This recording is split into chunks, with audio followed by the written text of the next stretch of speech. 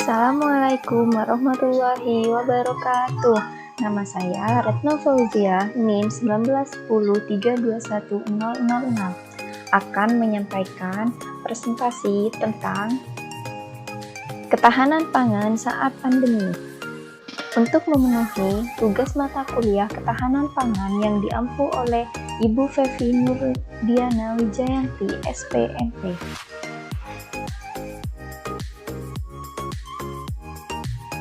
Mengapa ketahanan pangan itu penting?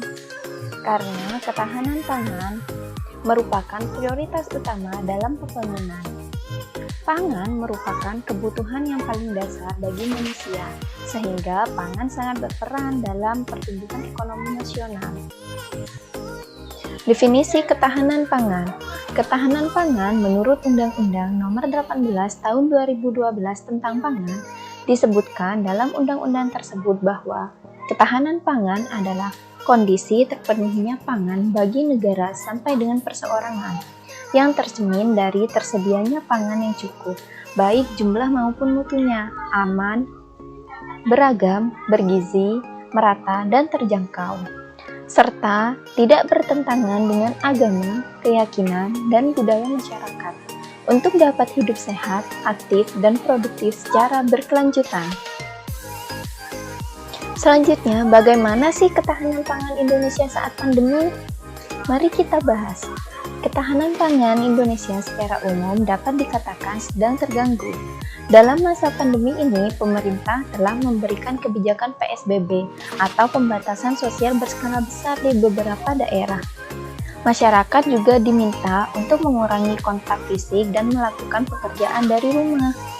Hal ini dapat berpengaruh pada produksi, distribusi, dan juga konsumsi pangan.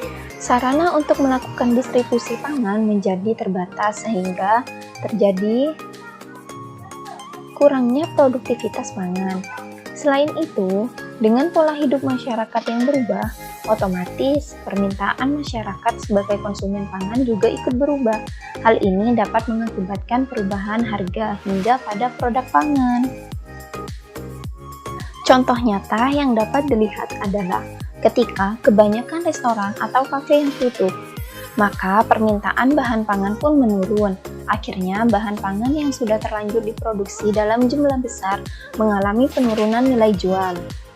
Banyaknya UKM yang akhirnya harus gulung tikar, dan di tengah situasi pandemi serta banyaknya pekerja yang dirumahkan juga berpengaruh pada akses ekonomi masyarakat terhadap pangan, di mana daya beli yang dimiliki masyarakat pun menurun. Untuk menjaga daya beli masyarakat di tengah pandemi COVID-19, pemerintah juga telah memberikan stimulus fiskal sebesar 405,1 triliun, di mana 110 triliun diantaranya dialokasikan dalam bentuk jaring pengaman sosial, termasuk penambahan penerimaan program Keluarga Harapan atau PKH, kartu sembako, bantuan pangan non-tunai, kartu prakerja, diskon tarif listrik, dan lain-lain. Strategi ketahanan pangan Indonesia. 1. Peningkatan kapasitas produksi, pengembangan lahan rawa di Provinsi Kalimantan Tengah 164,598 hektar, termasuk intensifikasi lahan rawa dan ekstensifikasi lahan pertanian. Yang kedua, diversifikasi pangan lokal. Pengembangan diversifikasi pangan lokal berbasis kearifan lokal yang berfokus pada satu komoditas utama. Yang ketiga, penguatan cadangan dan sistem logistik pangan dengan cara penguatan cadangan beras pemerintah provinsi. Kemudian, penguatan cadangan beras pemerintah kabupaten atau kota. 4. Pengembangan pertanian modern, caranya melalui pengembangan smart farming.